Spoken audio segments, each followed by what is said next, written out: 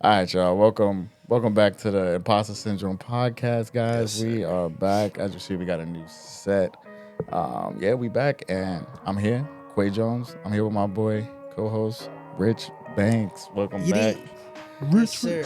And today we finally got my man Leo Frias on the show. My God. I'm here.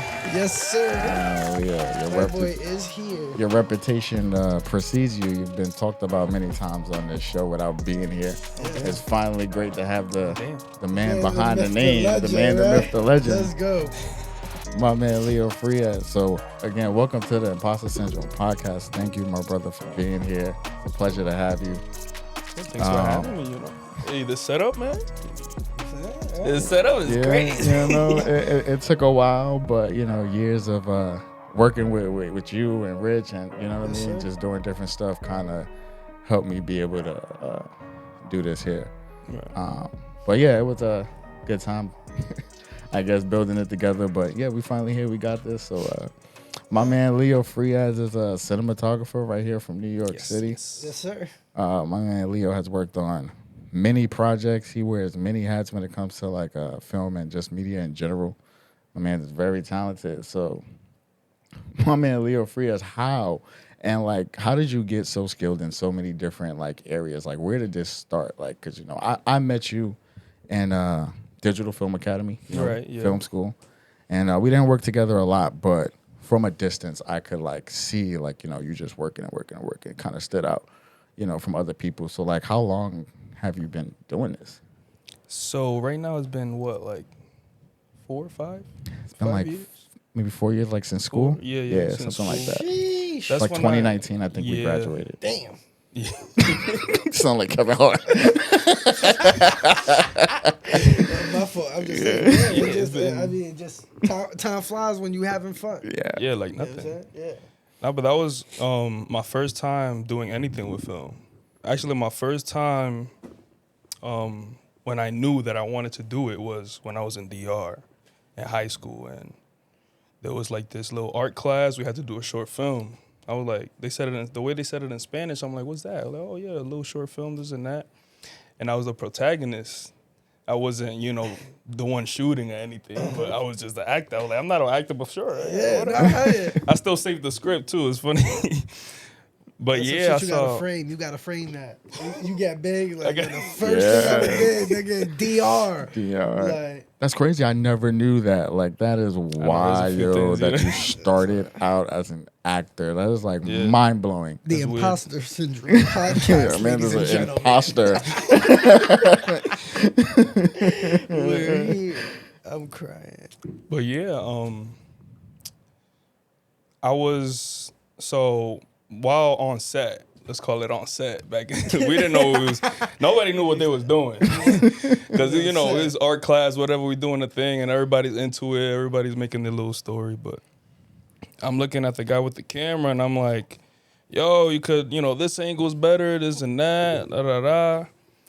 And at the end of it, I was like, "Yeah, I low key like what he was doing, and I think I could." I could do it better. Yeah. So you kind of had like an eye for it, almost like kind of instantly. Like, did you like watch a lot of movies prior to that? Like, cause I know I watched a lot when I was younger. I wasn't. I watched a lot of movies because of my mom. Like I was, million Disney cassettes. Like that was just me 24/7. But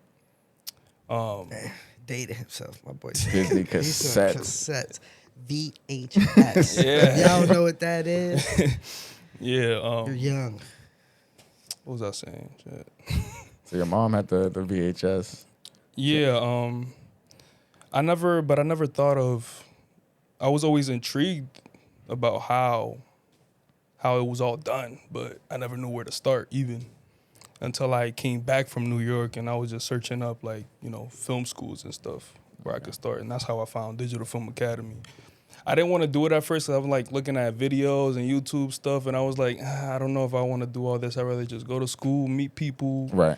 get in that environment, and just go from there. Right. Now, I kind of felt that similarly as well. Like, there was a bunch of YouTube videos that were very educational, trying to teach you how to like be a filmmaker or, do Right. this and do that. But I just felt like I needed, like, like you said, that environment where you go to a school, everybody's trying to do that same thing. You can meet people like that like probably worked out better. Like-minded Right. individuals. You know what I'm saying? Yeah, that's what I tell people. I'm like, when people come up to me asking me like, oh, how did you start this and that? Do you think I should go to film school? I'm like, it's up to you. But going to film school, you're there to be in that environment and learn from other people instead of, in film, if you want to be on set, you have to do it with a team. You're not all alone. Yeah. It depends on like what path you want to start, but yeah, that's what I always tell people. Yeah. Right. Nah, that's facts. I feel like It's definitely a team sport. it Yeah. definitely You is. know what And I'm there's like saying? a It's definitely a team sport. It's not. You could, but it's probably not gonna come out as good as if you have like niggas that hold lights and like, you know what I'm saying. Yeah. And people who know what they're doing. and I think that's like separates the difference between like filmmakers and like videographers. Yeah. Like videographers and a filmmaker, I feel like those are like kind of completely two different jobs. For a lot of sure. videographers work alone. Yeah. They're like a one, maybe two man team.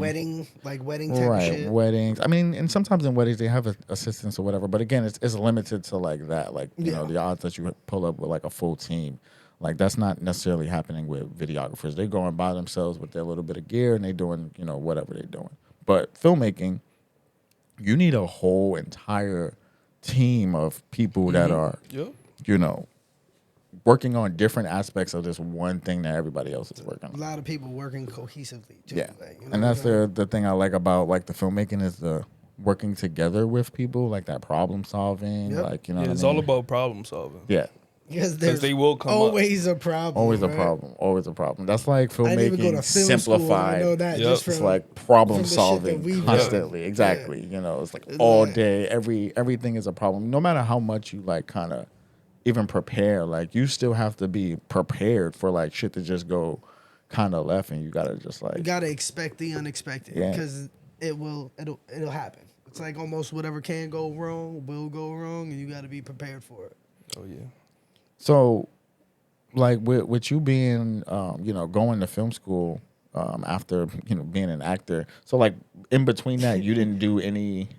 In between what? In between like you being in DR and then you being in New York, and like I now guess you're what was going to that time digital period, film. right? Yeah. How soon did that happen from you doing the first video Yeah. to you actually pursuing film school? So, You know what I mean? so I spent. Let's just start from the beginning. I would say I spent 3 years. My last 3 years of high school was in DR, and I liked it so much over there that I was actually looking for jobs in the call centers because I speak English. I was gonna be making good Yeah, no, you're bread gonna make from money there. and But then I wanted to come back, after graduation, whatever, see like, back to the city, whatever. And then I saw how much I would just be making here compared to over there. And then I was like, Yeah. you know what? I'm not going back. night I'm and not day. going Night back. I'm and not day. doing that no more. I told my friends, I'm sorry, but- Right. I love But this- y'all, but Yeah, and that's when I started looking. I got a job, right? I was working at a supermarket, right? And then I was looking at film schools, and I never touched a camera. I never bought a camera. I just wanted to just start because I didn't know that I wanted to be a DP or a writer or sound. I didn't know what I wanted to do yet. I knew that I was into the camera. I understood that, but I didn't. I wanted a fresh start in school.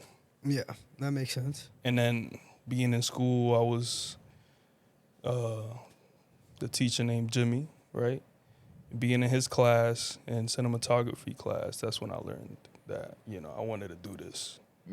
It's kind of mind blowing to think that prior to you coming to Digital Film Academy that you had never touched a camera. Yeah, no. Because from my perspective, you look like the closest thing to a professional in our class. Well, Thank some you. people have it. Some people Damn. have it. Like, you know what I Right, mean? Like, and me and Leo wasn't in like the same class. Like, he Yeah, was in no. like a separate class, but we all came in at like the exact same time. And but like, yeah, it was like, okay, like out of everybody that's here, like this guy is like seems like the most professional. Also Cheryl too. She also was like came off as like really professional, somebody who knew what she was doing, and she had done like previous stuff or whatnot. Yeah. But hearing that, you know, you didn't do anything prior to that, but seeing you from a distance, like, oh, okay, this guy like knows what he's doing. Like, was that just like? Do you think that was more of like you picked things up really quickly, or you kind of just, you know, faked it till you made it type of thing?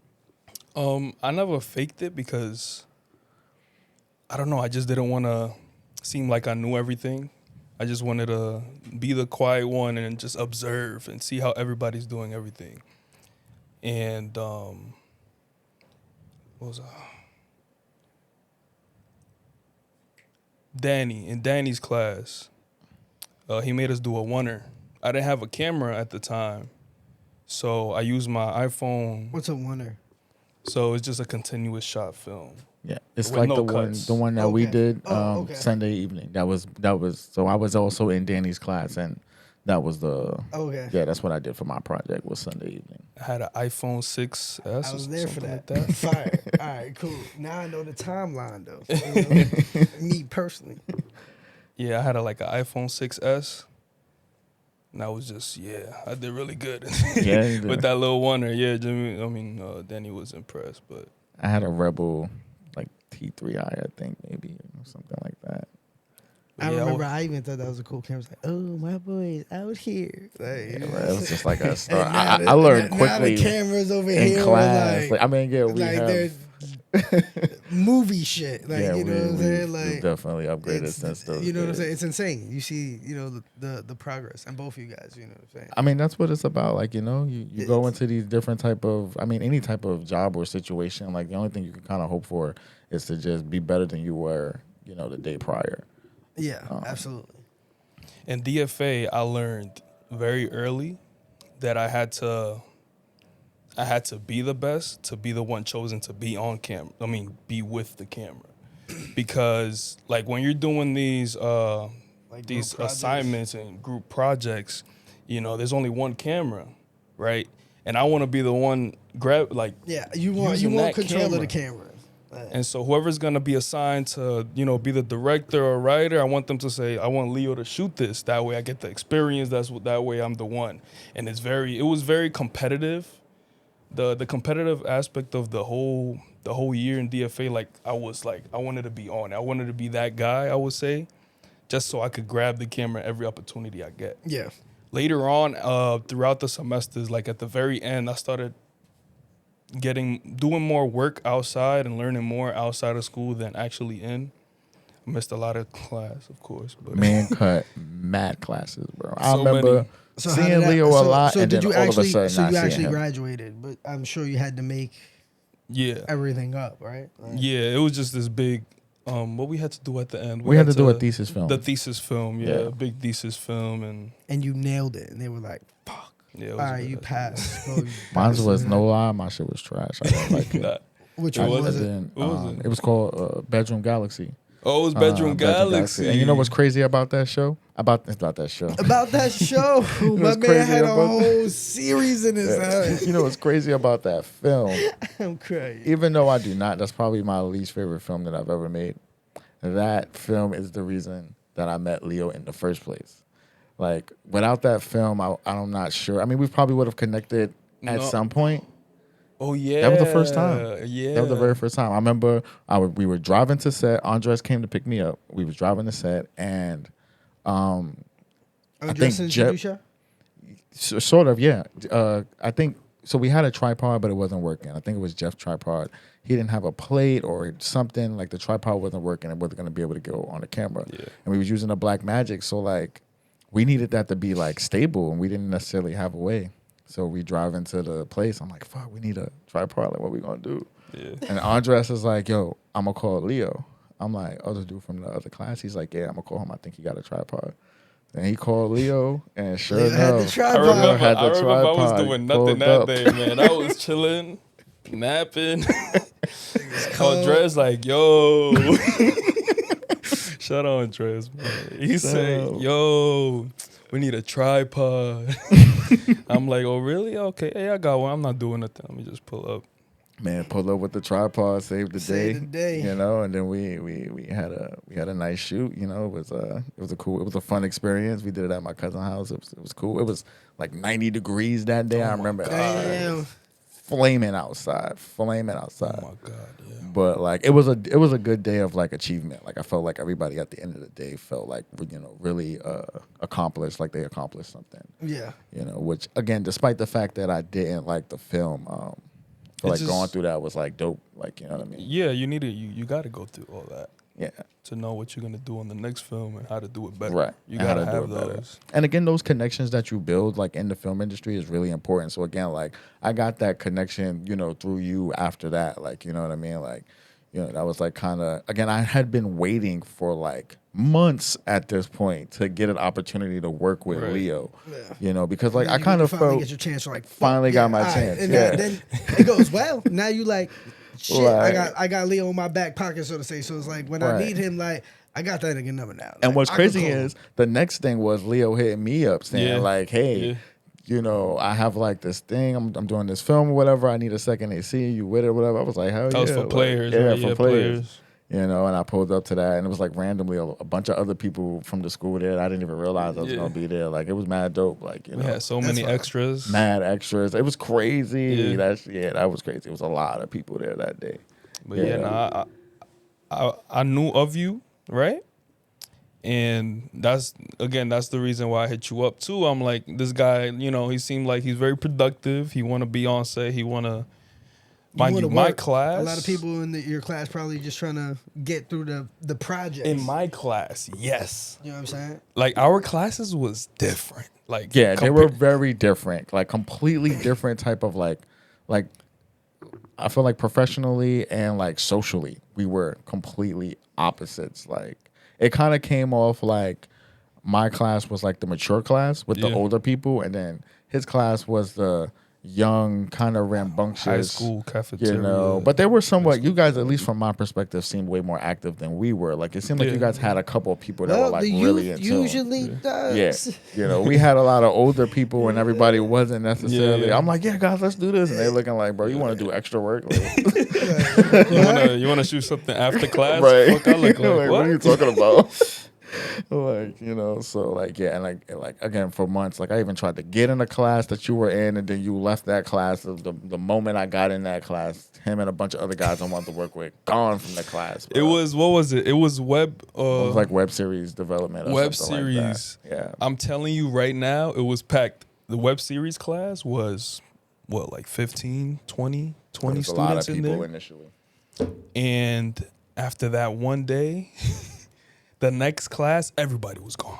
Except for me. Except for that man. He came in like Will Smith. Nobody in the room by himself. He What, said, it was damn. Just that boring? No, it was just the first day she was putting 1,000,000 assignments on the board. Yeah, it was like a lot of stuff that we had to. It was not only was it a lot of stuff we had So to do. hold on, you telling me that you went to class and missed the memo that niggas was about to protest? Yeah, because for one, most of the people that was just in that class, They was like, nah, we ain't doing that. You know what? If collectively, as a group, we don't come to this class, they gonna shut it down. They gonna realize I'm not doing 36 assignments. most of the people in that class weren't in my direct class, so I didn't know those people. Like these are like complete strangers necessarily. Whereas like Leo, he had people that was in his like official class Yeah. that was in that class. So like they Yeah. all got together and was just like, yeah, nah, we not doing this shit. It was Like, funny. It was funny as soon as like we was You wasn't in dismissed.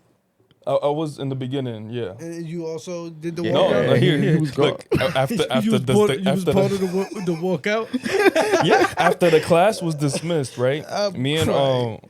Lazaro at the time, we was and I think we was that other close guy was friends. there too. What's his name? Like Jared or something like that. Jared, yeah, he yeah, was he was there there too. too. So me and Lazaro, as we get dismissed, we just walking. We didn't say a single word as we're walking out.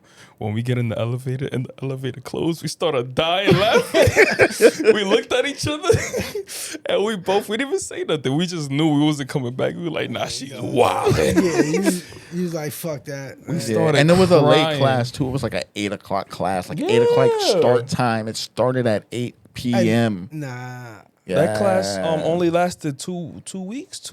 Like 2 weeks, because again, I went to like one, maybe two of those classes by myself, and then like I had like complained to like the dean or whatever, like, you know, like I don't want to do this, like it's Like, just me like, and her, like just it's me and one on her. one, Yeah, like one-on-one at 8 p.m. Like I have no other people to like you like, I feel work like with. I'm cheating on my girl. Right, exactly. Like it's just way too much of a like way awkward situation. Like, you know, and again, I didn't have like, my whole thing was I wanted to work with people. That's why I joined the class in the first place, to have the opportunity to work Right. with like certain students that I've seen. So maybe it actually wasn't a class. Maybe it was also like, yo, it's 8:00. But how long of a class? Like an hour? It was like an hour or so long. But again, that was part of the problem that they didn't change. Like once I left, they changed the class time. They had it like midday or something like that. Like was they too changed late. it. It was just way too late. Nobody It's wanted over. to be there at 8:00. Like that's crazy. Yeah, that sounds tough.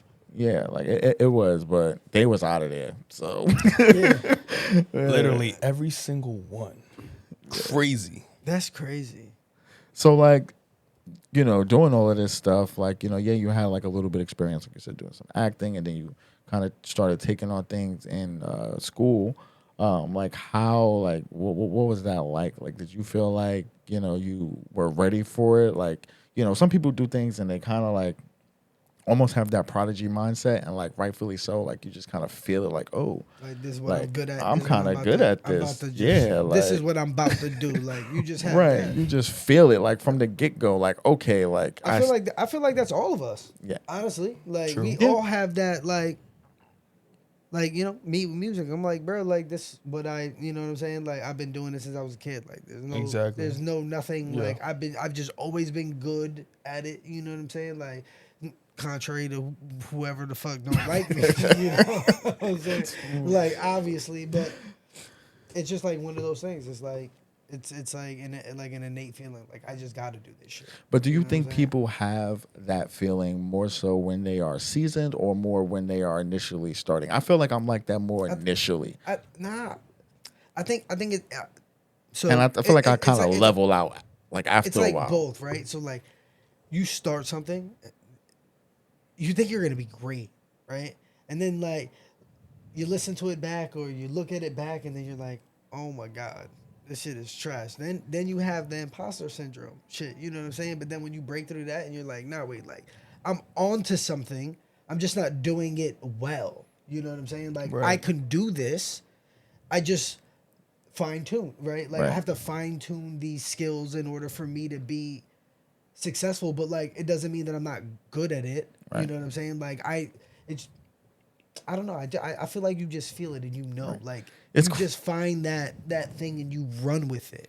You know what I'm saying? That's true. It's like- crazy that you say that, because like I literally experienced that with we had to do another film for Danny, and like between, maybe it was like the last film, I think it was like the last thing that we had to do for him, and Was it with the red? nah, that's with Jimmy. We only used the red. Oh, you with said Jimmy. Danny. You said Yeah, Danny. Danny. Okay. So we had to do like a short film or Yep, whatever. It had to be like probably like a certain I'm length or mad I something even like remember that. that, by the way, because that was like 13 years ago. Yeah. But it's just with certain teachers, you use certain things. So like Yeah. automatically I knew, like we never touched a red with Danny. Like that's just not what his class was about. Like it wasn't about like using cool cameras. I did like something, what was it called? It was called, I remember this vividly too. It was called Half. It was about this guy who was like ignoring a homeless person or something, whatever the case. And he learned a lesson Oh, I at the think end. you use C for that. I used CJ and Keanu. Yeah. And CJ was surprisingly really good. I actually was very satisfied with his performance. Like, and he didn't have any lines. It was just like all facial expressions. But I was like impressed. Like, oh, like you're pretty good.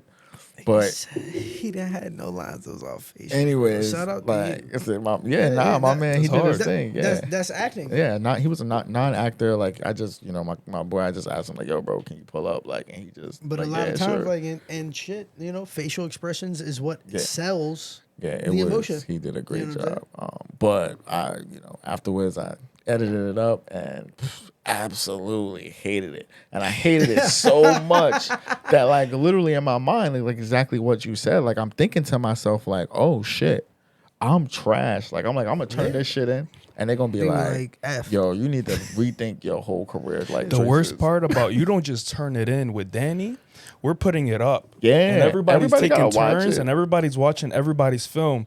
And So then me, talking about it afterwards. Yup. Yeah. And so me, I'm like, damn, like I gotta try really hard for this motherfucker. Yo, I'm not about to, you know what I'm Right. saying? I'm up there. Everybody being watching embarrassed, this. Everybody watching At this it. point, y'all motherfuckers like, hopefully everybody feels like how I feel, so they can be easy. Like they'll take it easy and they'll be like, yeah, no, you know what I'm saying? This shit was trash, but let me clap, because when my trash shit comes up, he'll see that I clap. But you You know see, what I'm saying? And he'll clap for me. what I did was I did exactly what you said, but I did it that day, not like afterwards. After I thought to myself, okay, this shit trash, they're gonna make me rethink my whole shit. I literally sat there and I came up with something completely different. Like I wrote a whole script and then I hit up my best friend Ant. I was like, yo, you said your brother wanted to be an actor or whatever. I got this thing or whatever the case. His little brother pulled up and we shot, damn, what was that shit called? Oh, AFK. We shot AFK. The first AFK. The first AFK. That's Okay. how the first AFK came. Like I hated that other movie, and I came up with that shit in like 24 hours. Like, you know what I'm saying? And that shit turned out like pretty fire for like my standards back then. Like I put it up on like Vimeo. It got like mad views, and like a lot of my classmates liked it. Mainly Danny was like very impressed with it, and after that I was like, okay, nuclear weapon. I'm not pushing the button. Like everything is okay. I guess. Yeah. Like, I don't need to abort mission, right, evasive like, you know what I maneuvers. mean? Like okay. So maybe I could do then like you a start little getting worried something, too. like, Like, damn, like I just spent all this money right. But again, to that's get like into this school, exactly. and I'm not even good at Right. it. Yeah. You know what I'm Yeah. saying? And again, that's that sucks. imposter syndrome that you kind of No, have to yeah. go through sometimes. Like I think it's like a rite of passage. yeah, You know what I'm saying, so to speak. Like you need to go into something right with like all the motivation that you're going to be great, and then you gotta like have that moment of like, oh shit, I'm really not great, so that you can have the determination of fucking work and grind Yeah, and to be become better. Right. become what you want to be. You know what I'm saying, in your eyes, because like you said, like your definition of good back then, right. like how drastically different that shit is from 2019 and fucking school to 2023. We're fucking before this. We're over here editing shit. Like, you know what I'm saying? Right, Like, right. you're like, nah, like it's not good.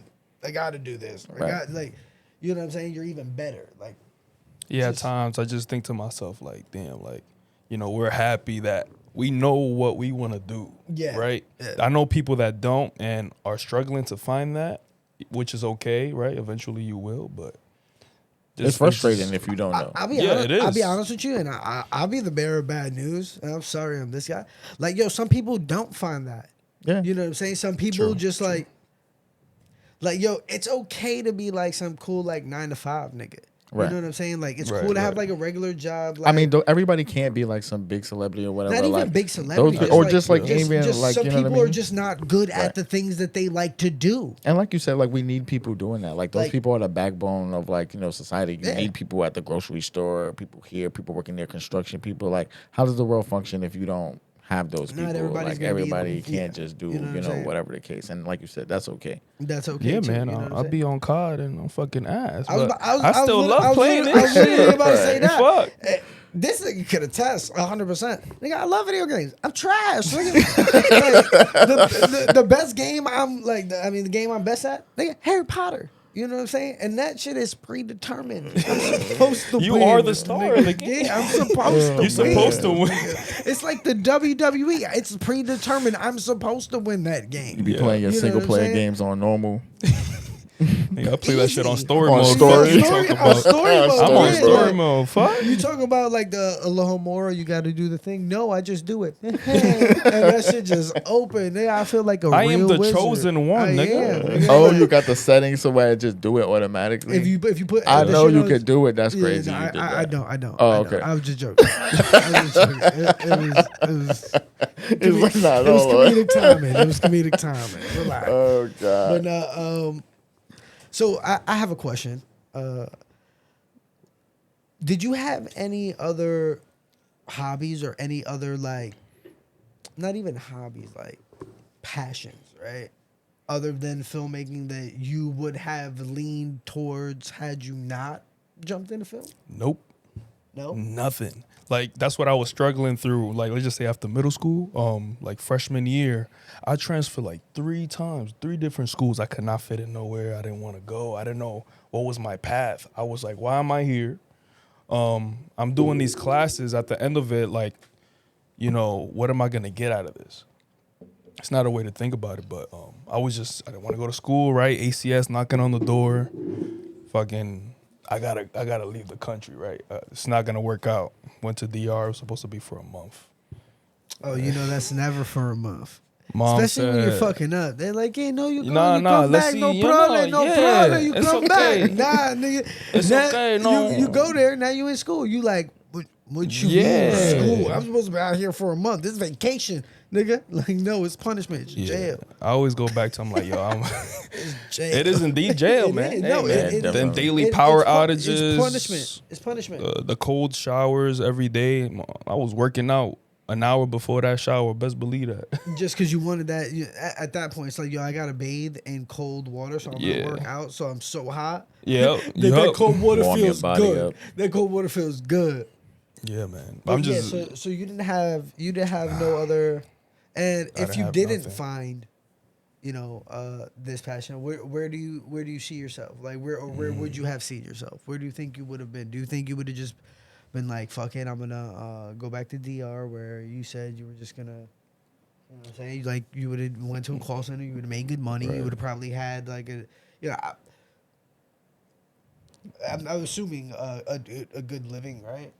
Yeah, it's good money for over there. Like, what would your living situation have been like, though? Like, I would definitely, like, in a year, I'll be able to live by myself, have a car, and just I'll be good. That's like like I would say that's a really good job over there. yeah, like so that's you, like you the would thing. be you would be fine. You would have a car. You would have your I'll have house. my own crib. I would say like people are learning English over there just to work in call centers. That's crazy. So, do you think random? Like, do you think you would probably make money teaching people English? Oh yeah, for You'd sure. make more money I don't know actually. because if Teachers don't make that much. It's like, yeah, but you're giving them. It's like I'm giving you a golden ticket, right? You want that call center job, right? You need to know how to speak English well. That's a good way. Yeah, You need they that. should be making. You know what I'm saying? It's but they're supply not. and demand. There's probably want people this, out there right? doing that for sure. Like private. Gotta be. It's probably like you said, like a whole private company. So after you completed your time in Digital Film Academy, so like what kind of followed? Doing music videos in Boston and back in New York as well. But there came a time where I was I start to not like working with artists or doing music videos. Just the whole that's when I start to dislike doing anything in post, anything editing. Just the whole process of just going back and forth with the client and just all these different changes they want, It just it was just annoying, and I didn't want to do it alone anymore or with Eddie. I wanted not just us two. I wanted a bigger crew. I wanted to, expand on that. I didn't want to just do that alone. But yeah, that's when I started to dislike doing music videos. Right? I mean, that client work is it's Damn, wait, hold on. What made you not like? Was it a certain artist? just like working with artists in general, working with clients in general, and just working by myself and being labeled as a videographer. Even though what I wanted to do is make short films and being on set, right? And working with people, I don't want to do it alone. But again, the only artists that are given this much money to a crew to make their music video or to pay a whole crew is the labels that's gonna pay for that. They're not gonna pay for this out of their pocket, They're not. They're making this music video to get out there more. They're not gonna spend like $1K and up on a music video. There's very little artists that's gonna do that out of pocket, It's a risk for them, to be honest. You do a music video. I mean, it's not. It's an investment on yourself. I think. Like at the end of the day, if I'm paying you $1,000 for a video, I'm expecting it to be up to standard. Here's the thing, though: 1,000 is gonna come from the crew, not a single person. That's why it's up there. So the expectations got to be up there. You're paying a whole crew to make your music video. And I feel like $1,000 for a music video with a crew, like I feel like some people think $1,000 is like expecting something like really spectacular. What they're expecting. But like you're And not this gonna coming get from- something spectacular. Alright, Like so you can get this is something coming- this is spectacular, coming but that's from- not like the expectation. Like $1,000 is not like people treat it like that's like the premium price that you would pay. See, it's not that. And as somebody who obviously does music, right? And I think a lot of people personally don't understand what it takes, or what goes into actually doing that. That's true. You know what I'm saying? So they're thinking like, bro, like all you're gonna do is it's just gonna be you, the camera guy. I'm gonna sit here. I'm gonna fucking shoot different angles. I'm gonna move the camera fast, and I'm gonna go in and out and do all these stupid moves. You know what I'm saying? Which are not stupid. You know what I'm saying? Things that actually need to be done. But anyway, like then you're gonna edit it, and it's gonna the turnaround time for artists in their fucking head is like, yo, this should be done in like 3 days. They calling me in 3 days. 3 days. man. 3 days, like, dude, all you gotta do is just chop it up. We got the scenes. You chop it. They don't realize like, yo, you gotta like chop it up. Then you gotta color correct it. Then you gotta make sure that like shit is lined up with your music. You Or know the what I'm story saying? you're Like, trying to tell. imagine if and- like somebody just chopped up your shit and threw it all together, and it's like the chorus is going, but in the video you're rapping your verse. Right. You know Yeah. what I'm saying? Or like, And I think that like people not understanding what it takes to kind of make certain types of music videos, like that's like people expecting like crazy work for $1,000. That's like a byproduct of them not understanding like what it takes. what it takes, yeah. Right. You know what I Absolutely. mean? That's To what- kind that's of what I'm get saying. to kind of do this type of stuff. And So again, that's not their fault. You know it's what not. I'm saying? No, it's not. It's Because it's you- ignorance, right? Because you don't know. See, so I know. Because you worked on sets, you I've wouldn't been understand what it And, takes. and again, we're also talking about two different people. You know, Right, We're, talking, yeah, we're, yeah. we're, Right. we're talking about you guys, and then we're talking about videographers, where a Right. videographer may have that 3-day turnaround and may have that fucking. It's just gonna be me. I'm gonna do these basic scenes, these basic angles, and then I'm gonna go home and Rinse you're and my repeat. only client. So like at that moment, I could spend 3 days Right. doing it and adding the effects and this, that, and the third or whatever. Like and I think that's like when you come with a crew, it's exactly. And night that's and the day. that's the like, difficult thing. Like, bro, I can't shoot this, and you're like, the artist's like, why? You're like, the lighting's not good. They're, you know what I'm saying? Like, Yeah, I think that's been like kind of the challenge that me and Leo have had when it comes to like doing things like music videos and like truthfully any type of video production. I don't know if it's our fault or if it's like I'm not sure what it is. Like I if think it's it's us not I think it's like both. yeah, because Like, again like You and It's the just- artist, right? Because the artist has a vision, right? And you guys also know what's feasible, right? So I'm like, yo, I got this song and I see this video and I want fireworks in the background and this, that, and the third. And you like, that's not in your $400 budget. that is the case know what I'm oftentimes. saying? Like I've had plenty of situations not- like that it's where not somebody there. If wants you have like the money crazy. and you can do it, yeah, they want God like bless. something crazy. But I think also like part of it is like we are filmmakers and people want to hire us for things that don't necessarily require filmmaking. And we are not necessarily willing to not approach it. We're not necessarily willing to approach it in You're a just not in a different type of negotiating with aspect. terrorists. It's like listen, you want these folks like you want us to do your music video, like cool, but understand like we're gonna do this from the perspective of a filmmaker, not necessarily a videographer. Like a videographer, like you said, gonna pull up just by themselves. Like, no, we're gonna pull up with like 4 or 5 people, and like, you know, we're gonna do this. It's gonna be a thing. Yeah, exactly. It's gonna be a thing, which we need. And when they see it happen on set, they're like, okay, now I see why I this get person it. is Right. like, I get it now, and I'm sorry for saying what I said Right. that it is not needed, but it is. right, exactly. But Okay, again, I see you also now. just gotta understand, as an artist, you gotta understand the product that you're acquiring, right? And it's like when I book you guys, I know that this is the level that I'm getting, and I need to kind of come correct, right? And I mean, vice versa, you guys too, right? When you have like a good artist and you know that like you want to do the right thing and you want to, you know, have everything come out like pristine, you're gonna make it happen. You know what I'm saying? Like, Right. And sometimes that's our fault too, because of our standards Right. are so high now. Like in the beginning, you know, let's just say we were doing short films on our phones by ourselves, you know, whatever, and we were cool with it. We were fine. But Yeah, now we're you- after the DNA, you know, we've gained so much knowledge and how we can produce our own short films professionally in the right way. We're like, you know, like me and Quake could go out there and just do a music video ourselves, but we're not gonna be completely happy with it because we Right. know the potential of what we could do with it. And Yes, again, like you but- said, also the but aspect of just not doing things by yourself. I Yeah. also think, you know, on the flip side of that, right? We have like me and you coming up with my music video, right? And the things that me and you are gonna shoot when it comes to like musically, right? Me musically.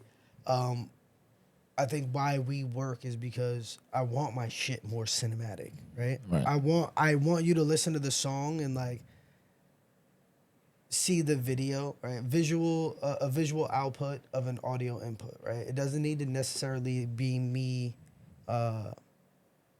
performing, right? For a video. Right. It's just like in movies, right? When there's something suspenseful happening, there's suspenseful music playing, like you just got to make the me and you understand that we're going to make the vibe work. You know what I'm saying? We're going to do something cinematic and it's going to be fucking awesome, but it's also going to fit the vibe of the song. You know what I'm saying? Like what's happening is going to be making sense with the song, although maybe 90% of it is not even a performance. It may be just like a short film and like the song is going on in the background, but the song is fueling, you know, the thing. It's not like one of those videos that are just things are just happening. You know what I'm saying? It'll all make sense with the music. It's just like, you know, Right. when suspenseful shit is happening, there's not happy music playing. That doesn't make sense. And like you said, You it know what I'm kind of saying? works with like, it depends on like, sometimes it works with the artist or, you know, the person that you're working with, someone who wants something like, you know, that's a little bit more cinematic, you know, like that relationship works out because, you know, they kind of get where you're coming from as a creator.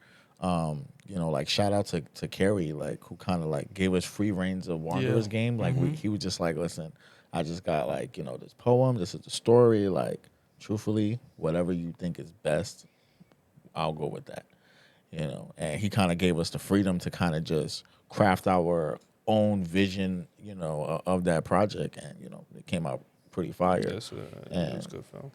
You know, but again, that relationship worked with someone else. I mean, not with someone else. I don't even have to imagine. Like, you know, we've gone through situations where other artists where it's been kind of like pulling teeth, Yeah. and that's difficult. So since you didn't necessarily, since you realized that you didn't want to, you know, partake in those type of that type of filmmaking, what did you do like after that? Like, So I found out so I can't make my own short films, right? Because I need the crew that and we need money. It's a lot of money. Yeah. jeez, So Capital is a big thing. to get more experience on film sets and just to be on set, period, I started picking up jobs around the camera department, like grip or gaffing or second ACing or first AC. Is that now or we're talking about? We're talking after? like after I stopped going for the music videos and going back and forth to Boston and all that. I just got tired of it. I was like, yeah, I'm not having that much fun anymore, you know. And I had a lot of freedom, but it's just not what I knew I could do. I knew I could do better. Yeah.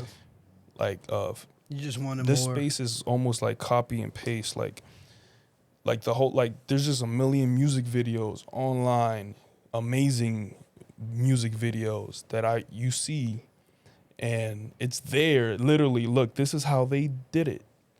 What's stopping me from, there's nothing stopping me from trying to do Recreate. this. Exactly, trying to do it. It's just like movies. That's how I learned to be a better cinematographer. Just watching movies, it's literally there.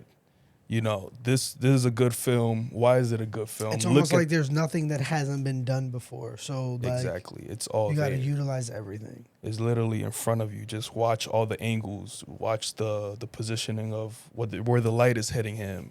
Why did they did this? Why do that? Or and mimic it yourself. It's gonna look good because it looks just like it came out of a movie, which it did. Just copy the angles right. Copy it's- and paste works. It's there. That's what's part about art in general. You put a little twist to it, obviously, because it's your film, but But it's like if This it's not broke, don't fix it. Right? exactly. This is the right way to do it. This is why this looks cinematic. There's a right way to light. There's a little controversial, but there's a specific way to light that makes your shot look cinematic, Yeah. right? And you just follow that. That template. Yeah, you follow that template, and your shot will look cinematic. Yeah. But obviously, when you're that experienced, you get to flip everything, and it will still come out good. Yeah. But back to what we were saying about what was it? So yeah, like what you did to kind of like, you didn't want to do the music videos anymore. So what was? Okay, yeah, I started picking up You got some jobs. grip jobs. But the way I was picking it up was bad. I have some stories, but I was picking them up off of Craigslist. Ooh. But it was in the beginning. I made so many connections of all these. I'm still connected to some of them. They would call me like, "Oh, can you take this grip job? Oh, can you do this, do that?" But automatically that was a red flag. There was a time that I worked with a producer. I never told you this. He's a drug dealer, and he was dealing on break at the same time of the film. I'm not talking about weed either. Like I'm looking at the dude that's waiting for whatever he got to get him, and this man is pacing back and forth. He punched the pole. He broke his wedding ring. He's talking about how his wife's gonna kill him. Obviously it's crack. on that shit. But my mind, that whole 2 days of filming with that producer was crazy. Like I knew it was bad as soon as I got called up to not go to the location, but to go to them to pick up some equipment. And I got thrown in the back of a U-Haul with all this equipment. I'm like shaking and shit. The fucking seat stands a little too close to me. I'm scared that motherfucker gonna That shit drop on hit me. you? Ooh. And I'm like, yo, what's going on? Cool, it's whatever. I'm making connections, right? And then I see the director come back here sitting next to me, and I'm like, this is probably his first time doing this, and he looks nervous and all this. But He was probably like, it was a mess, man. That shoot was a mess. So how long did you like do those kind of odd jobs until you started doing something else? Let me see. I would say like it was like a year maybe. Oh damn! So you've done that that's a decent amount of Yeah. time. It was like a year, and was the work steady? I would say no.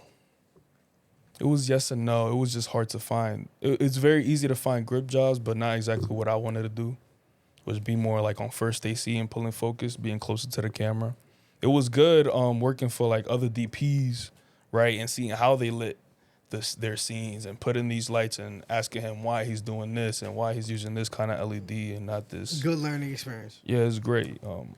Worked with cool DPs, really good. That's basically what I did with Leo. I just would watch him and be like, "So why you doing this? How you did that?" Like just to kind of learn the thought process behind this stuff. You see people do things, but like it's cool to kind of get that like inner thought process. Like, hey, I need to like, I don't just need you to show me what you're doing. Like, I need to know why you're doing. I need to this. know why. Yeah, You know, like it needs to make sense. yeah, Like, exactly. make it make sense. Yeah. So you But I was stopping a little bit. It was when we started working. okay, And then I stopped. I was still picking up. I picked up like 2. I remember telling you like the Indian feature film. right, yes, But that was off of a connection because I did the other Craigslist work right, up there. But that's a cheap way to put your ad up or get a crew together. You know, put it up. Oh, I need this, and that. Pays $100 a day. There's a bunch of people that want to get paid. Filmmakers that want to do something that's paid finally, or because they're sick of doing PA jobs Yeah. and not getting jack shit. And finally, yeah, this. sick of working and not like getting nothing. Right. Like that sucks. And then you guys do long hours, man. It's not Yeah. like Yeah. it's just not like a regular 8-hour shift. Yeah, nah. They're doing That's like why 12. That's why they pay daily and not hourly. Nah, Yeah, yeah, that's get paid It's by the always day. it's that by actually the makes day. more sense. Yeah, because it's 12-hour shoots, literally. That's how you maximize the time you have at this space that you rented out. You gotta use it. You gotta finish it Right. that day, or you're spending another $5,000 to $1,000, Maybe even more than that. way more. Yeah. Than I know. Yeah. Didn't you have to for DNA get the something again? Get what? Like, didn't you have to like the room? Remember where we did all the in Queens? Didn't you have to do that for another day, like or some shit like that? Oh yeah, definitely. Like yeah, Like- I think we had it. I remember we were supposed to have. I it think for, we like, a had it for day. like no. So we had it for like 2 days or whatever, Yeah. and then we like rebooked like another weekend because we needed more. We needed to shoot more Yeah, or whatever. Like, and that's just crazy. Like how like when you're doing stuff and you have like one set of expectations or whatever, and then come to realize that shit is like completely wrong. I remember we we gonna was do this in 10 hours. me and like, Quay- No, you're not. You gotta reorganize this whole room. You gotta. me and Quay, we was in Andres, we was literally just going through the shot list, right? that I cooked up, and me and Quay cooked up, and we just going through like, we're not gonna do this in 2 days, Bro, yes, I remember. This is I not- remember sitting there with the fucking whiteboard, bro. Yeah. You sitting in my room, bro. And we sitting there, and I'm just looking. I'm like, guys, I ain't gonna lie to you. I don't see how don't this is foresee it even happening, possible. yeah. Like, and Everybody's prior gotta to be that, we thought on we point had and it. do it in Yeah. one take. Yeah, but like we sitting there and we're going through like the timeline of the entire day, and I'm just looking. And I'm like, there's just like no So, way yeah. possible. Like it's impossible. We either have to cut a bunch of shit out, or we gonna have to book this shit for another day. Like, and I'm pretty sure we still cut some I stuff was gonna out. say, I'm pretty sure you did Yeah, both. yeah, we did both.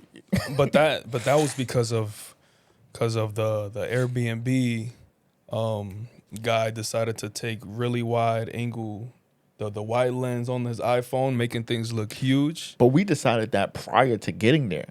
Yeah, but we still had to work around the ending too Yeah. because of the space. Yes. It was tiny, man. Tiny. Oh, I my remember. I was there. God. Yeah. I mean, Airbnb, it was like a situation where it's like you couldn't see it beforehand. So like typically you would go location scout and you go to Yeah. the place, check it out. You know what I mean? We probably would have never chose that. We would have been like, nah, this is too small. Yeah, you would have known. You'd have been like, But oh, like, nah. Airbnb didn't allow us to see it Yeah, prior. when they take a picture from the corner of the ceiling up there, everything looks I mean, huge. they just like- used like a really wide angle on the iPhone or whatever. Like we went in there and I recreated the photos and it was crazy. Like how Yeah. like they just, I mean, it wasn't their fault necessarily. Like Right. it's just, it was a lot smaller than what we expected, and it Yeah. was like mind blowing. But I will say like it forced us to like kind of get creative with like our like interior decorating. Like we literally had to like sit and think about how we gonna make this work, Y'all because at that reorgan- point y'all reorganized the entire place. Yeah, because I was there Yeah, too. we Fuck. reorganized that whole place. yeah. Like, and the thing is, But though, we shout out had to no y'all- choice. But shout out to y'all because y'all were there the night before. Yeah, we did it. We And prepped the night y'all beforehand. did a lot, Yeah. but And then Andres and Leo spent the night And We had the Marquise went home. Oh, Yeah, we yeah, spoke he about said- that in he said the that, last yeah, podcast. that's We sent him right. home That's because it was right. the space was so small. Yeah, It was like, okay, And my man came it's not that from- many people. He I came told from the Marquise, Bronx. I was like, yo, just we'll share the bed, man. Just look that way, man. It was cool. You don't gotta go all the way, man. Don't He do said, Yeah. "Nah, I'm gonna just take that ride home." You know, me and you started working together. So like, just kind of tell me about that. It seems like from what you're saying, we kind of had the similar like mindset or whatever, but like separately. Like I felt the exact same way. Like I didn't want to do stuff by myself. I thought it was boring. Right. I felt like I was somewhat limited creatively because I didn't have like extra people to help me, and I just desperately wanted to like work with a team of people. So like, what was that like transition like to kind of like doing those jobs that you were getting off of Craigslist, whether they were shady or not? You're still doing this stuff, getting on set, and then you kind of transition to kind of doing your own thing. What was that like? What's that like? What was that like? I would say it's good. It's good.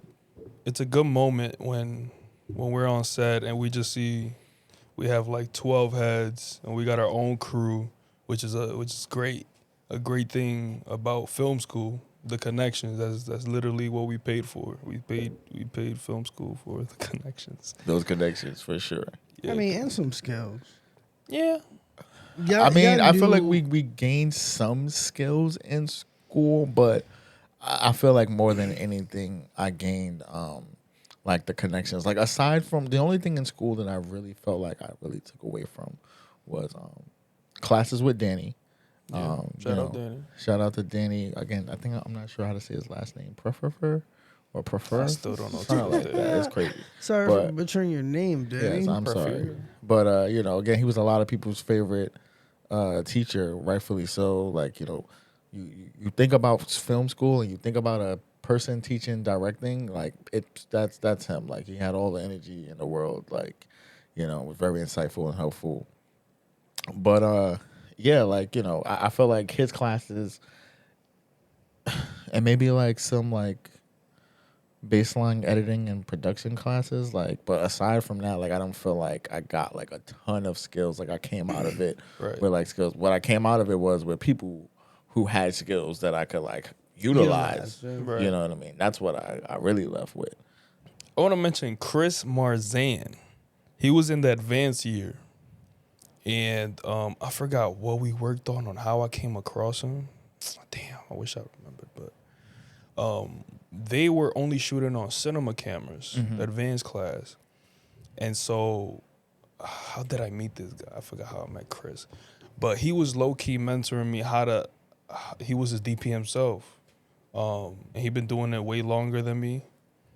And he showed me the red camera, a cinema camera, which I never touched before.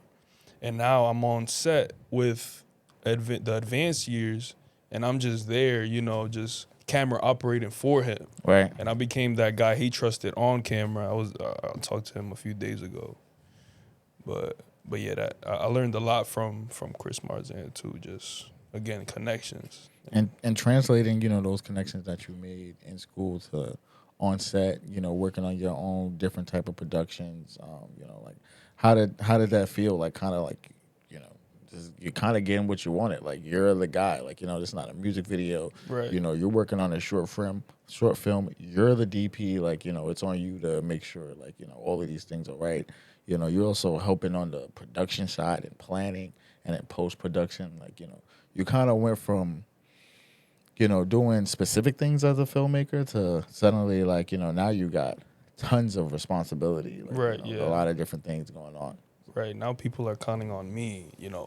The job of a cinematographer, you literally,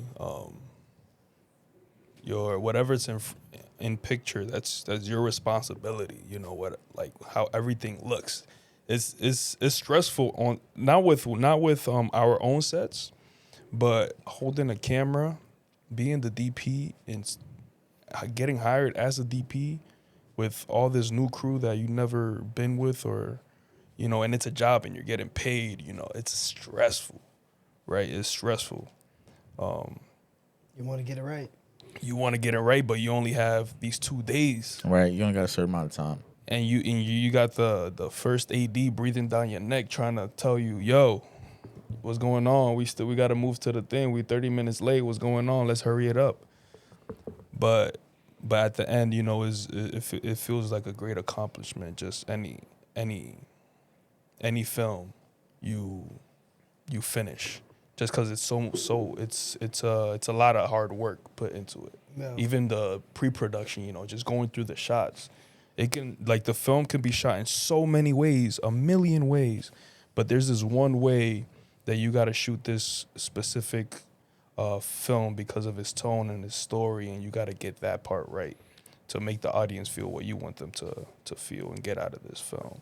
So you're saying that, you know, you're when you're doing, like, when you got hired for, like, for a shoot at the DP, you didn't feel as much pressure. So what was it like, you know, when you're doing your own thing? You didn't feel the same pressure? You felt more confident? Like, how did that, like, you know, differentiate between when you're getting hired and now, like, this is kind of like your own thing that you're working on? Like, what's the feeling? Like, how is that different? It's stress free, and it feels more fun. It feels way more fun just working with, because it's your own project. You put a lot of work into the writing of the story yourself. Here and there, you dabble with, you know, whoever you're working with. If you didn't write it or not, you're still in the process. But it's very fun. Yeah, it's a very good feeling. You're just comfortable, and you know everybody there, and you know you're telling people to put this light here, put that light here, and you're not gonna think twice about it. Asking them to do something for you. Yeah. Like when you have your little crew, it's like Yeah. It's like me, like, you know what I'm saying? You be like, yo, Rich, I need you to hold this light. Like, yo, Rich, hurry the fuck up, like, man. Yo, Rich, hurry up. Yo, what's going on, bro? And Like, I'm gonna be like, I didn't go to school for this. Oh, goodness. So, can you tell me about, like, any point in time, like, in your, you know, young filmmaking career, did you, like, feel overwhelmed or, like, really nervous about a particular, like, you know, shoot or set that you were on, or job in general, like, anything that was like, oh man, like, I'm not sure if this is, like, how this is gonna go? Because you've always seemed, you know, pretty confident in your, you know, abilities. I mean, in general, you're not really somebody who typically complains a lot, really. Like, very, very little, like, situations where you're, like, super frustrated and whatnot. I've never seen him frustrated. Ever. Yeah. Literally never. I've never seen Leo, like, mad. You either, actually. You keep your composure fairly. Yeah, I mean, internally, you know, I have my moments. You'll burn. Yeah, but You know what I'm saying? for the most part, you know, I mean, when you're in the middle of a shoot, you're doing whatever the case, like, there's really not a lot of time to, like, sit there and be frustrated. Like, if you're going to sit there and be frustrated, you're wasting time that you could be using solving whatever problem is frustrating you in the first place. Yeah. Makes sense. So I'll be upset afterwards, like, you know, like, fuck, like, you know what I mean? Whatever the hell happened, There's like, no I can't fucking believe, issue, like, like- you know what I mean? Yeah. right, yeah. You know, but during the moment, like, it is what it is. Like, all right, how do we fix this? Yeah.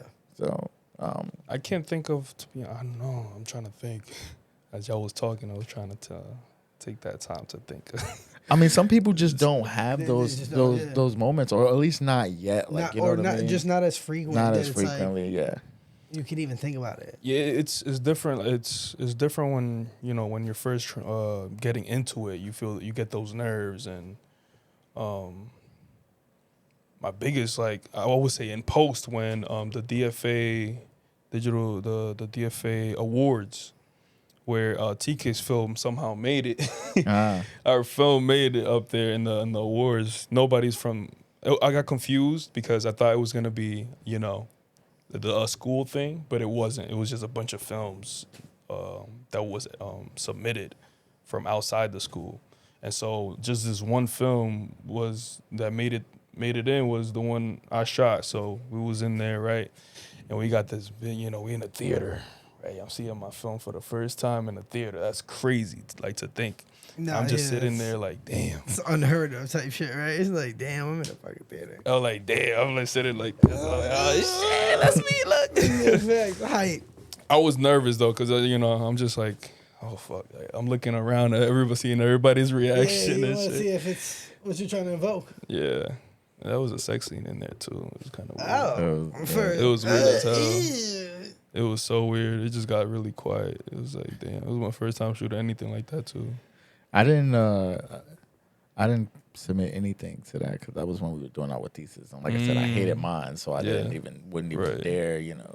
But Did you submit your thesis? Huh? You submitted your thesis, or did you just submit something different?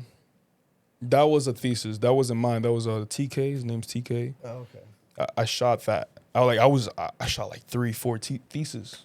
Oh. Again, that's the what I was telling you about. Like once I became that guy, the DP guy. Now I had people like asking me to shoot it for. I shot Yes, TKs. yeah. I shot Eddie's. I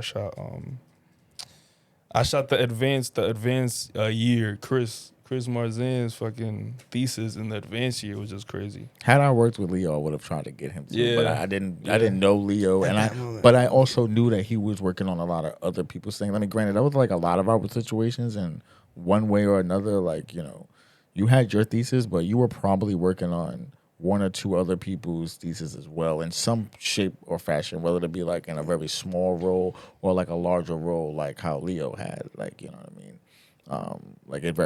Leo even worked on my thesis. I don't even remember what you did. I think you just did like grip or whatever. Like he brought he didn't just bring the tripod. He stayed and helped. Yeah, I was there. You know what I mean? On set, there. like, you know, like he was there. I think I tried to hop on First AC, but I forgot who was on it. I was like, nah, let me just stay back. Kogan was the Kogan DP. was DP. Yeah, can't remember who. I was think it first was AC. it was his camera. It Jeff. was Jeff. Jeff, I think, was first. Yeah. Or it could have been Andres. It was Andres. It was Andres. It was Andres. Yeah, I remember clips seeing him working the focus. Yeah, it was Andres. It was, but Bedroom Galaxy though, it looked good. It looked good. It looked like like I remember That- like it's just randomly looked color good, but- grading some of the shots of Bedroom Galaxy like months later. That was yours. Yeah. Yeah. I was just color grading, just like practicing. I was like, damn, it's good ass shots, man. Yeah, I mean, we did. Kogan did. I'm saying, like, you know, the cinematography, it was pretty solid. Like, you know, we didn't know much about lighting, like, especially in our class, we didn't have like a lighting expert, so we kind of just winged it. Like, you know, Kogan, he did an excellent job. He was my DP until like, you know, I started working with you. Like, Kogan helped me on my documentary. I remember that. Like, me and Kogan did mad shit together. Shout out to Gogan, awesome sound guy as well. Sound guy, amazing. Like, you know, right. That's So a like, you sound know, man right he there. transitioned into sound. Like, you know, he became really good at that. You know, linked up with Leo with the video. Like, slowly our crew kind of started piecing itself together. You know, we're all like in the same ecosystem, as Leo would say. That's usually the term he uses when someone else But that is makes coming sense, in. yeah. Yeah, like, you know, we're gonna get this person in our ecosystem. Like, so, you know, that works. So as Rich would preemptively An early stated you know what I'm saying? earlier, you know, so, you know, what's next? What's going on currently? What you have to look forward to? What's next for Leo Frias, the cinematographer? What you into nowadays? Nowadays, I just recently got into AV tech. Work with it's called Wall Street Webcasting. Okay. It's basically just a company. It's like Shark Tank, a company just sitting and presenting in front of investors in a room, a conference room, and I'm basically webcasting, live streaming the event. Okay. So it's actually like a Shark Tank where Yeah. it's gonna be live almost. Yeah, it's Or live. That's recorded. they have their own website. It's literally called Wall Street Webcasting, and then like they have their own times, and then this all happens on like 12-hour days too, which is crazy. It's not fun. The fun part is literally just putting everything together. Yeah, no, of course. And then after But that, then you just sitting in there. sessions, I'm just going through camera A, camera B, and then I'm switching the angle. And then if there's a slide up, I change to the slide with their face next to it. You know, just going back and It's a forth. good learning experience. I'm sure, like, Yeah. this is the type of shit if you want to get into some type of like Television, like television, broadcasting, I was gonna say yeah, of course. broadcasting, news, Yeah. We're live actually trying events, to. WWE type Yeah, shit, yeah, all that things type like of that. stuff. Like we're actually trying to get a situation where Leo does that for the Imposter Syndrome podcast. Yeah, So we yeah. actually spoke about that. I actually have producer. I actually Essentially. have the equipment for him to do the exact thing that he now Live. has a Yeah. job for, like the live Live switching, editing. the live Yeah. editing. So that's super As dope. it's happening.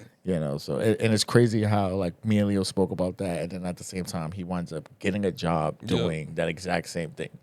So okay, so you're doing the AV tech. Yeah, I'm doing and, I'm doing AV tech. Again, the bills gotta be paid, right? And it's just very difficult in the film world to get jobs where to get hired in that position and get paid where you're supposed to be paid.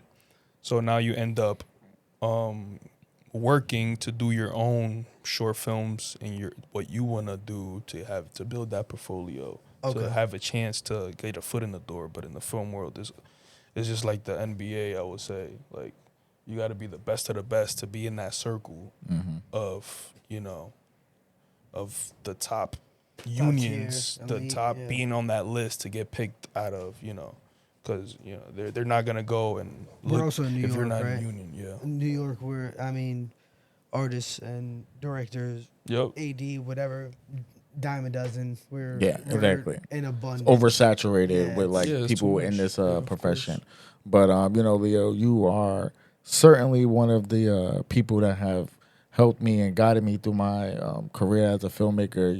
Definitely somebody I look up to, and you're don't say that, definitely man. one of the best. Don't say that, because it's the other way around. Like, this man right here, the way he handles every situation, not in film, not just in film, but like just in life. Yeah. Like, I try to be like this man right here. I definitely admire Quay with how easy going with life you are. Like, you know what I'm saying? Especially, me, I'm a very I'm hot. I'm a firecracker, you know what I'm saying? Yeah. And like you've taught me to kind of just be easy and just like kind of chill, and there's like a solution for everything. You just gotta That's where you gotta wait for it. I appreciate sometimes, I appreciate that, guys. I mean, I usually think about it most of the time. There's probably something way worse that could be happening to me that I'm upset about. So, like, usually I wait for that like real situation to be upset to choose to be upset. Or like there's an invisible blessing, right? Like it's like I may not see it right now, but right, eventually, like, maybe. Damn, like I'm glad I lost that job fucking 3 years ago, because if I didn't, I wouldn't be here working this job and meeting these people. And again, that's why he's really good at what he does in the film, in on set. Just that calm and collective problem solving mindset of like, there's a solution to everything, so let's find it. That kind of a thing. That trait helps out a lot. And almost like really nothing's a wash. It's like, yo, this is not a wash. Like we can find the beauty in it. Exactly. There's always beauty in something. There's always a solution, even if it may not be one that you like, but there's usually a solution, something different that you can do to kind of temper the situation. But with that being said, it was a pleasure to have both of my brothers here. Yes, sir. It was glad to be here back, finally. Man. It's been like 2-3 months. New guests. Yeah, it's been a long time of people talking about Leo, and finally we get Leo Frias here. Sir. I think we've been talking about him since day one. Damn. Damn. Since the first, every maybe episode. I was timing this beautiful setup. Maybe he was waiting. Maybe. He looked at it and he's like, nah. That's not it. They got to take out the white table. Then we took out the white table. He's just like, nah. I had to get my skills up. There needs to be stuff on the wall. Leo is usually like my measurement. I remember a couple weeks ago I sent him like the initial version of this set. He was like, "Oh, that's fire." And I'm like telling people, I was like, "Yeah, the set's nice." Whatever. Like, Leo said it looks good. I'm not even gonna hold you. You sent me a picture. Me and you had that. Yeah, exactly. Same conversation. It was like, oh, yo, that should look good. Like, yo, yeah, Leo told me it looked like because it does. Like, everything came out beautiful. Even though, like, come on, like, man's got the key, he got the kickers over here, he got the little tungsten. Practical with come on, you see Ladies and gentlemen, the Imposter Syndrome Podcast. We're here. Thanks to my man Quay. I mean, Jones. no, I learned from the best. I'm not My gonna man lie to Leo. you. I Let's learned go. from Let's the get best. But the let's applause give a going round in, of you know applause what for I'm all saying? of us here. Yeah. We're We're doing it. We're here. you. You know what I'm Yeah. saying? This is Thank also for us. This is number 5. It's I think beautiful, this is. I can't remember how many I believe episodes. this is Either 5. 4 or 5. right. I mean, we did me, we did you, we did Marquise, we did Ben. Ben, And now Leo. Facts. We're on our big 5th episode. 5th episode. More to come. It was a pleasure having my man Leo Frias up here again. Leo. You got any like? I know you're not big on social, but you know, Not at all. not at all. Okay, Any if you want to upcoming find, projects, anything anything you got? you want to push it real quick. Yeah, tell the people. Talk to them. I promise you, Talk to DNA him, Leo. coming out this year. So, DNA, you know, DNA, it's coming man. out Y'all this see year, for DNA. sure. One of our best looking. We've all For worked on sure, DNA. all the 3 of us Yes, have worked sir. on it. Yes, It's coming. sir. It's been a long time Yeah. coming, but it's coming out straight Yeah, up. no. So we got that coming out. All right, excellent, man. Like, again, great to have you on. Yes, Leo, it's been a Yeah, pleasure. thanks for Frias. yes, sir. Thanks for having me in this We've We've been waiting for podcast. this. We've been Yes, waiting for sir. this one. Thanks for having me, guys. I don't do well in front of camera. Yeah, you know. you did a great job. You did a great job. Let's also thank Quay for Yeah. a beautiful set and Yes. Appreciate it. We made Put a it lot of work. work into all the this. hard work he's been putting into making this what it is. I mean, you got couches. Now, Yeah, come couches. on. So, you know what I'm saying? So, Come on. So it's you already know. It's your boy Quay Jones, the Imposter Syndrome Podcast. yes, Again, sir. Leo Frias, my Yes. co-host, my main man, Rich Banks. Yiddy. The Imposter Syndrome Podcast. I'm gonna see y'all next time.